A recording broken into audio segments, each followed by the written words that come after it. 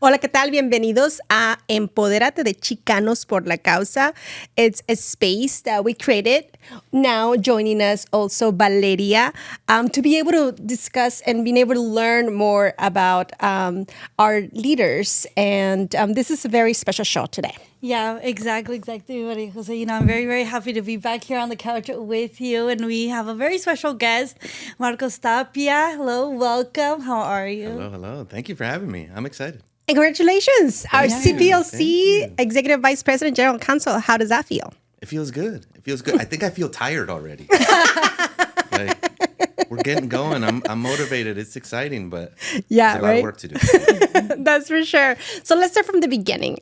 Tell us a bit about your family. Where did you grow up, and what was your family like? I was born in Mexico. I was born in a town called San Marcos. It's about an hour and a half away from Guadalajara. If you go northwest, like going towards Nayarit. My dad's from Tapia, so his family kind of made it down to San Marcos, and I'm from there. But I was born in Guadalajara. That was the closest hospital my mom went to deliver there. But I grew up there, and then when I was 5, my family decided to come up to the United States. We came undocumented. My dad, since he was a teenager, he was already kind of coming back and forth seasonally, right? Mm-hmm. And he was working in Central California in the fields in Fresno is where we first went when we came over.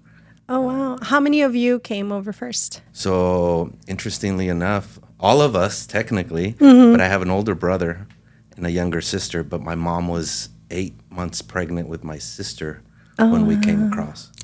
So we got here in like December, and my sister was born February 3rd.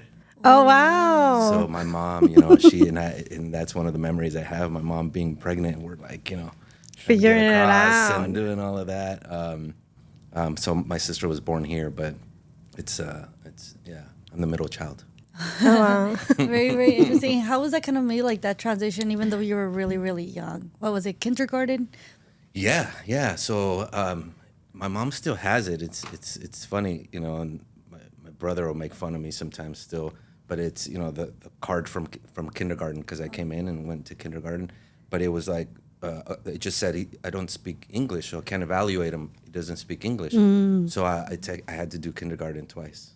So then I was generally the older one in my class, but it was because I couldn't speak English. But I feel like I picked it up pretty quickly, and then did kindergarten again, and then, like, what are we testing on in kindergarten anyway, right? But yeah, that was the transition. But once I picked up the language, my earliest memories is grocery store with the landlord, with whoever. Mijo, dile al señor que like. La típica, es cierto. And I'm just translating, right? Sí. And talking. Sometimes I think about it once I got a little older. 3rd, 4th, 5th grade, I'm filling out stuff for my parents, right? So now in hindsight, I go, what did the person getting the documents think? Where it's like what they 8-year-old's handwriting. Yes. Right? That I filled it out because I'm translating or I'm helping my parents out. And those are some of my earliest memories, just helping out, translating and doing stuff at home. That is so true. It's something that we continue to hear about other guests, right? And how that put them in a different space too as growing up, maturing certainly early enough to understand some of of running a household, what it will take, or going to the doctors. You will find out everything what was happening with your siblings or your parents, and so that really spearheaded for different future. For sure. Although it makes me think back sometimes, and I go, because I was sitting at parent-teacher conferences, translating. I should have said he's the best. He's great. Don't worry about it, Mom. Like the teacher said, I'm the greatest. I know. He looks mad, but he's really thrilled to have me in his class. But it was one of those things for me. For whatever reason, I feel like it was just. It created a feeling for me that I was helping, that I was doing something for, helping out the household, the family. So for me, I liked it. I would do it or ask my mom I remember the apartment complex we lived in. I would even ask her sometimes because the neighbors needed help with something, and I'd go translate for them, or I'd go read their mail.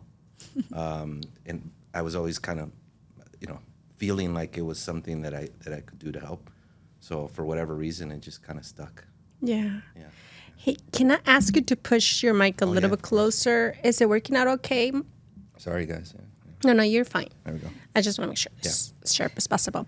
But that brings me to we are in the studio here at CPLC, Glass Girls Leadership Academy, the only all-girl high school in the state of Arizona, charter high school. And so how does that make you feel? You come into a CPLC location outside of your office, and I know you do multiple visits, and as the general counsel, you go into a different space, but programming is at the heart of CPLC. Yes. And so coming and seeing the clients, I know you do that often, and I wonder, what does that feel like? It's amazing. It's awesome. It's one of those things that really, for me, in thinking about what I do now and just my profession and my career, I am very, very fortunate. I'm very, very happy that I can take my professional career, my what I studied for and what I went for, and put it together with my passion for the community and do it all in one, right? Whereas, even before when I was in private practice, I would go and volunteer a lot. I would go and be part of Los Abogados or be part of the National Hispanic Bar Association. But I was doing those things kind of separately from my job and representing clients. Now my client is what helps the community and the programs that are out there. And so I'm very fortunate that I can use my profession with my passion for the community, and so in many, many ways it's a dream job for me. Perfect. So I'm very happy. And I know that, well, in a sense, what kind of got you, into law? What kind of interested you? I mean, you were just saying that you've been helping others for a very, very long time since you were little and stuff. Yeah, I think that's partly it, right? I'm not gonna lie. I'm not. I can't say, when I was 5 years old, it was like, boom, that's it. I want to be general counsel of CPLC, right? It wasn't, but I think the idea started to be planted in my mind young in that sense, right? For me, it was, well, what kind of career gets to speak for people in that sense, right? Because that's what felt good for me. Who gets to advocate for people? Who gets to represent, in that way? So I think that's where it started for me in hindsight. But at the same time, growing up where I grew up and just, the community, it wasn't necessarily realistic, right? It wasn't like career day. You never saw, a Latino lawyer that speaks Spanish come in and speak to us, right, about their career, things like that. So it wasn't necessarily maybe a realistic thing until I got older that I said, I'm going to pursue that and go after it. But I think the seed got planted when I was younger, for sure. Oh, I see. Yeah. So how you were able to then to engage in when you were going to college to start as an advocating and making sure that other Latino bilingual attorneys were able to, be a role model for others like yourself? Or how did you engage in that? Yeah. I think it wasn't until college when I was at San Diego State. It wasn't until college that I finally met like a Latino lawyer, right? In San Diego? Yeah, wow. Right? It's kind of crazy. Now, look, I did have, let's say, if I think back, I did have, not personal interactions, thank God, but interactions, right, where there were lawyers that spoke Spanish. But what you saw a lot was, in my neighborhood, it was criminal defense attorneys and like immigration attorneys. When the economy went down in the early 2000s, I had to help my parents through bankruptcy. And so trying to find one that spoke Spanish. And so they were there, but not in the sense of where I thought or, I wanted my career to go, right? Like where I'm at now. Right. You didn't really see that. And for me, it wasn't, of course, completely respect the profession in that sense. But for me, it wasn't, I want to be a criminal defense attorney. I wanted to help the community. I wanted to help small businesses. I wanted to help people. I wanted, like all the programming that we have, young people, all of that stuff. And so you just didn't see it. It just wasn't really out there. Interesting, interesting. And I know you told me, well, going back a little bit, that you didn't, that, getting into law school wasn't like a straight shot. Like you took the LSAT ones and then you got in, took it multiple times, applied multiple times. What was that kind of like, after you realized that you had to take it again? Yeah, it was an interesting journey because going back to that point of, not really knowing or having someone, I didn't have anybody I could go ask or talk to or say, hey, how do I do this or how do I do that? I kind of had to figure it out on my own.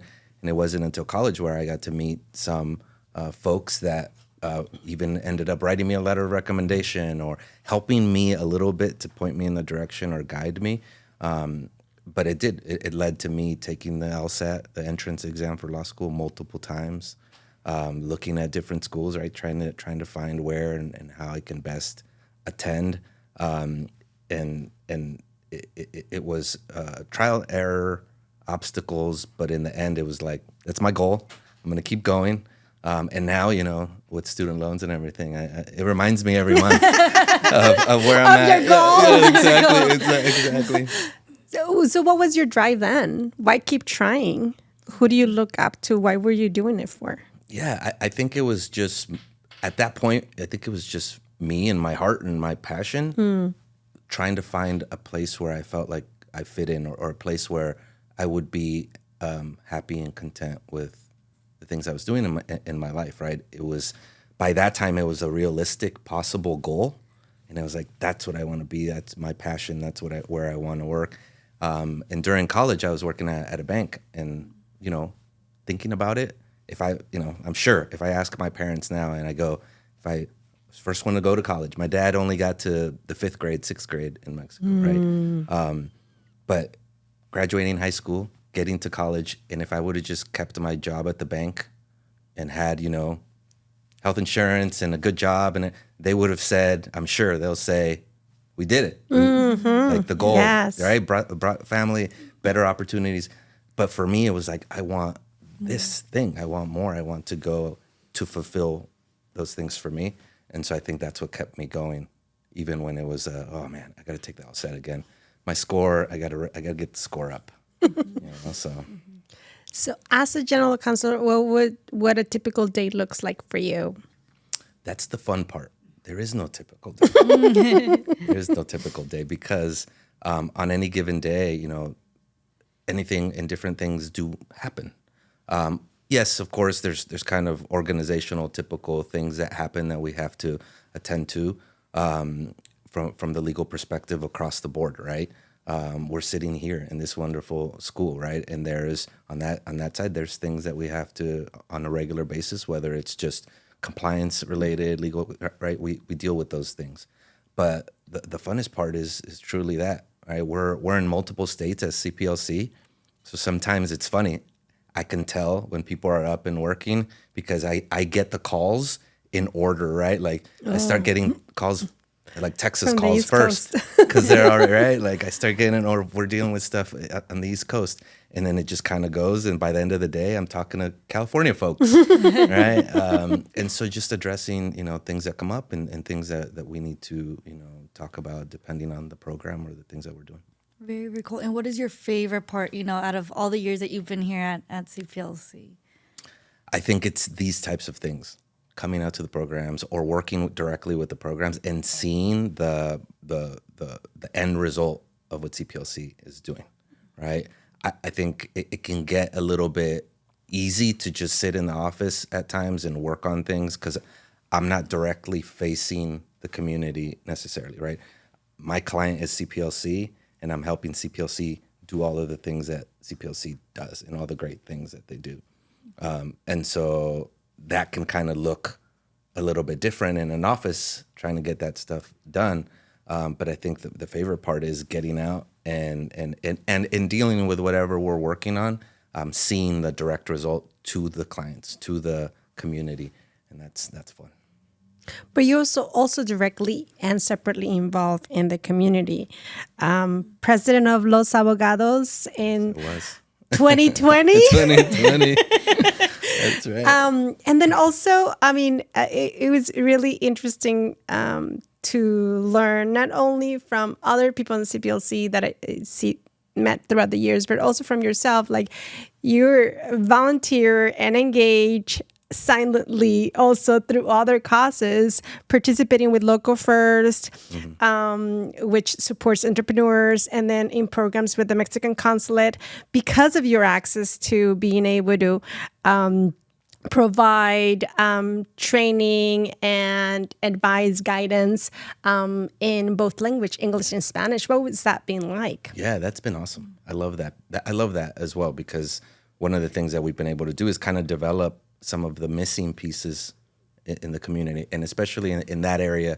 As an example, the entrepreneurship side, finding a business contracts, nonprofit attorney that speaks Spanish or that can help. There's very few out there. And so being able to maybe create, and what we've done is kind of create sessions or classes that have ended up now as part of the curriculum at Fuerza Local, at the Mexican consulate, even at I do it at the Women's Business Center. And I teach those classes in Spanish, or I answer questions, or and I try to help out there, because again, for me, like, it feeds my soul, feeds my heart.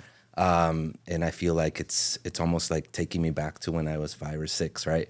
Translating or helping someone. Well, this is, let's understand this. Let's fill this out. What are your goals? What are you trying to do? So it's awesome. I love it. Very, very cool. And, obviously you talked a little bit also, kind of pivoting a little bit, you have a little girl as well. What is that kind of like to kind of, raise a daughter a little bit different from like how you were raised? I love it. It's the best. It's the best. It's so much fun. And that's where I recharge too, right? On the weekends when we get out. We were at Main Event and playing, bowling, and just being able to just have fun and enjoy family, and that's awesome. Although, the gray hairs are a little bit from that. They're coming out. They're from that too, but she's awesome. She's the best. Yeah, I love it. It's great. How do you see her upbringing as opposed to yours, and what your parents were and where you are now? As a grandparents, how do we reflect on that? Yeah. Fortunately enough, like, I think it's very different for her, right? And that's good in many, many ways. It's great.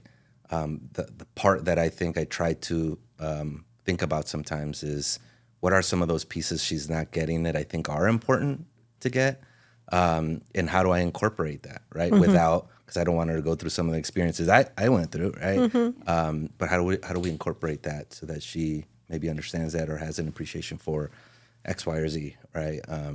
And so I think that's something much different for her. And then on top of it, it's kind of backwards, right? I came in, I had to learn how to speak English and work through that.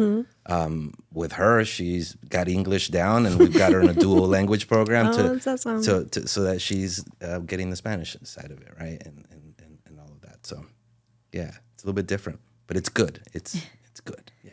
Yeah. Does she know what she wants to do yet? I feel like every little girl kind of has an idea. She changes her mind. So far we've gotten, she wants to be a teacher. She says she wants to be a vet. We went to SeaWorld, and all of a sudden she's like, I want to be a marine biologist. I want to be able to do all of that. So, which is the fun part, right? Because she's like, right now, she's just discovering the world, and it's awesome. I love it. It's awesome to see it through her eyes. What about her grandparents? ¿Qué dicen tus papás de ella? I think if they got the opportunity or could have, because they're in San Diego still. I grew up over there, so they're still over there. But if they had the chance to spend more time with her, they definitely would. And so they love it. They love it. They try to interact and try to be there and be around. And we try to go see them, so that they get some experiences and some memories there too. But it's interesting seeing my daughter to speak to them like in Spanish sometimes and things like that. It's awesome. It's the best. Right.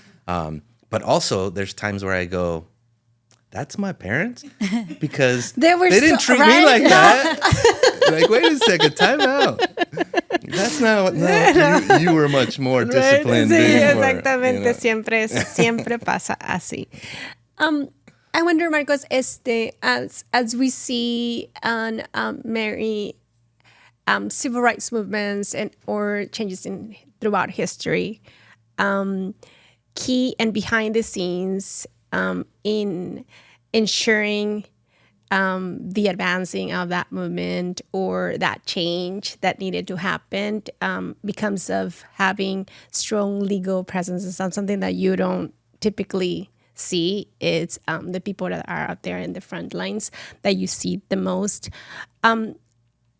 Throughout the years, how have you seen that develop in terms of where we're going and what the role of advocacy and legal support is at? Yeah. It's very, very important. When I first came out here to Arizona, it was coming out of the SB 1070 days. And so me jumping into law school and all of that, I got involved where I could coming out of those things. And actually, one of the judges I interned for was Judge Bolton, who issued that order. Yeah, wow. And so I spent some time in her chambers, which was an awesome experience and great to learn from her and her team there. But I think I got an opportunity, very fortunate enough to get an opportunity to jump in right away and really see exactly what you're talking about. Like see the importance of those pieces and how much value, or support, if it's there, can make a difference in the movement, or it can make a difference in, trying to get to a goal that at the end of the day is something that benefits the community, whether it is protecting people's rights, right, or advocating for certain changes or things that you see, and partly now we've kind of come around to having to be vigilant and do those things even more. But one thing I've seen over time is that there is a little bit more involvement now.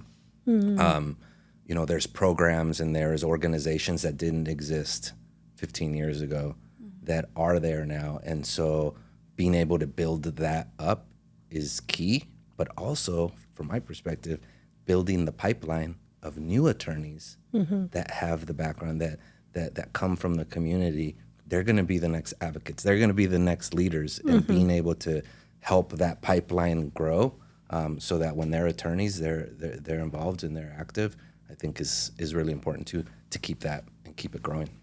Perfect. And talking about new attorneys, how does that kind of maybe play a role, in your career, kind of mentoring everybody that's kind of fresh out of law school? Yeah. Someone did it for me. Coming in, I can start going down the line. There's so many people that were mentors for me that helped me figure it out, because I was figuring it out, on my own. And so there's so many people, but one of the mentors, one of my biggest mentors, was Danny Ortega, who took me under his wing since the first year I got here. And of course, he's done that for so many people. But I was very fortunate. We love Danny. Yeah, Danny's He's the best. But I remember him telling me something once when I think we went out to lunch, and he was, we were talking, and and he basically said, "Look, Marcos, I don't need anything from you. I don't want anything from you. But the only thing I ask is that when it's your turn, you pass it forward, right?" And so that's always stuck with me. And so throughout the time that I've been able to have an opportunity to do it, whether it's Los Abogados, where we started the pipeline program, or we started the Phoenix Legal Action Network, or even with the Aguila program, I was the co-founder of their pre-law program with Professor Calleros, who was my contracts professor, another mentor, right, at ASU. And so whenever I've had opportunities, I keep that in mind, and I always go, okay, I want to make sure that whether it's me or somebody else, there's opportunity or mentorship if we can provide it. It's really important. Is there a particular moment that you remember that makes you especially proud to be a Latino lawyer?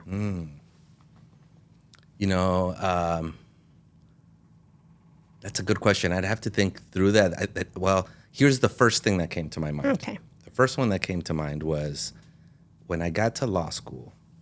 It was really the first time ever since I was 15 or 16 and I got a job in high school that I was not working while going to school. All right. I was able to, fortunately enough, I was able to get a little bit of scholarship money where I just full-time went into school. Like I was a full-time student. And so being able to do that, I got to kind of see the results of that and realize and like look around and say, you know, having brown skin and looking the way that I look, but I can compete with these other folks, right? That are full-time students. Like some of them were professional students. They were so good. But just kind of realizing like, oh, maybe I do belong here, right? Maybe I do, you know, I'm supposed to be here. I've earned the way to be here, and I shouldn't feel like, you know, the imposter syndrome, right? Yeah. Feel like, oh, you know, and it wasn't until that time where I got the opportunity to like full-time 100% put time into it, and I started to see results out of that it made me feel like, oh, okay, I'm a peer. You know, I belong here. So I think that's something that comes to mind. That is so interesting because as an immigrant and growing in a family of immigrants, you see them. How many jobs did your parents have? Because I'm pretty sure that it was probably more than one at a time. So you always seen them working. Yes. And so you see that as an entrepreneur. If you needed to get to college, then you also had to work for it, enduring and so forth. So being in a point to just be a regular student, as you would expect, that just focuses strictly on that and having that opportunity, that was probably what seen as the American dream, your first step into. So good. I can afford to be in a position like this, and I earn my seat finally. It felt really good. It felt really good because then in my mind I said, I'm going to treat this like a job, right? That is my job now. I'm going to treat it that way and work really hard. You know, but it was definitely something I noticed because I didn't necessarily have the opportunity to do that. To your point, it was because I needed to work and I had to. Even in college, I would take my student loans. I would, you know, budget out what I need, you know, for books and food and rent and all that good stuff. And then any money I had left over, I'd send it to my mom. Yeah, I'd send it home. Right. And so like it's always been that way. And it wasn't until that point where I said, oh, I can do this like full time. Yeah, this is exciting. I want to do It must this. have been like a moment of like realization, like, oh wait, like what is it called? I don't know if it's a quote or just like a saying that it's like a lot of people, you know, focus on the right up, but they never like look back and look at like the beautiful view that's already like kind of created and stuff. Yeah, that's true. ¿Y tus padres qué dicen? Well, I hope they're proud. I think they are. I think they are. They do tell me. They tell me. Let's be fair. They do tell me. You know, and for me, you know, and I've told my mom this before. I don't know that there's ever going to be a time for me personally where I feel like I've paid it back. Right? Like that. Like I think it's just part of me where I always even now, right, saying and talking to her about all the things that we're doing at CPLC and all of that. It's all still like, I want to make them proud. I want to make them feel like all of their sacrifices were worth it.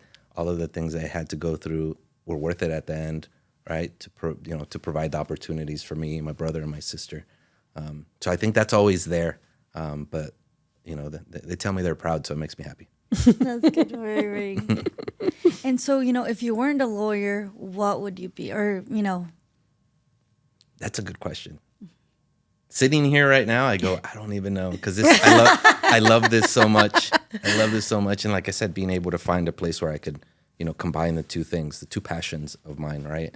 But I think realistically, just on a practical level, if I think back to if it didn't click at some point in my mind to say, I'm going to pursue the career, I'm gonna go take the LSAT, I'm gonna start doing all the steps that I got to take. I was kind of in the banking world, in the business world. I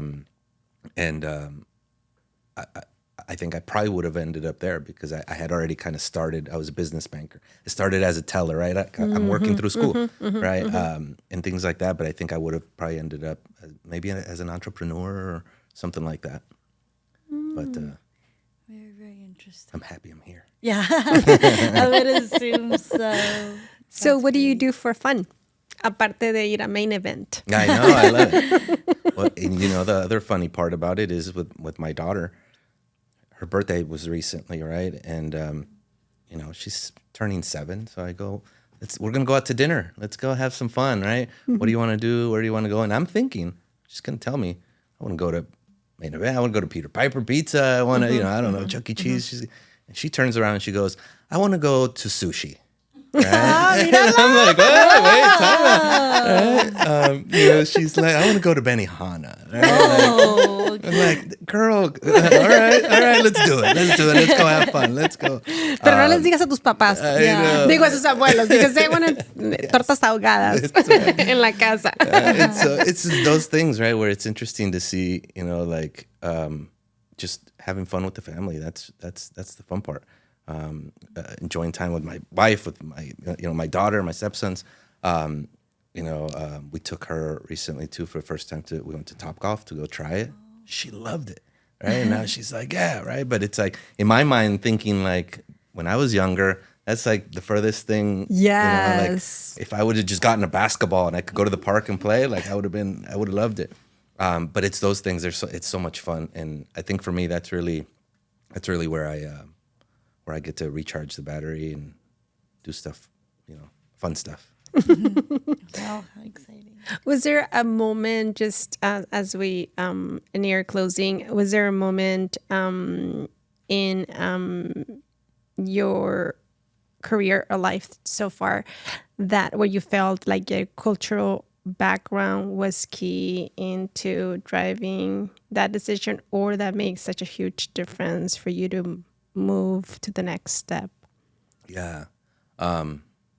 Yes. I think when I first got out of law school and I got my first job, I just kind of felt like I was just kind of one of very many, new attorneys that are coming out and learning the craft, learning how to be an attorney and practicing law. And it wasn't until, I started to tap into the cultural side in the sense of, okay, well, who do I want my clients to be, right? And it started leading me down a road where I realized I can try to choose who I represent, right? I don't have to be at a law firm that they tell you who to represent or they tell you this is what we do. So I ended up at a law firm that allowed me to seek out and build a book of clients of my own. And what I focused on was my community and focused on the things that I knew. And so starting to build that up, I think, was really important because I started to see some of those gaps, right?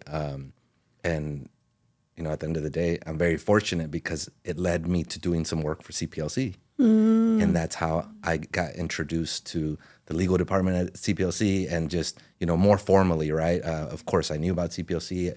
I had, gone to many events and different things like that, but nothing in a professional kind of formal way.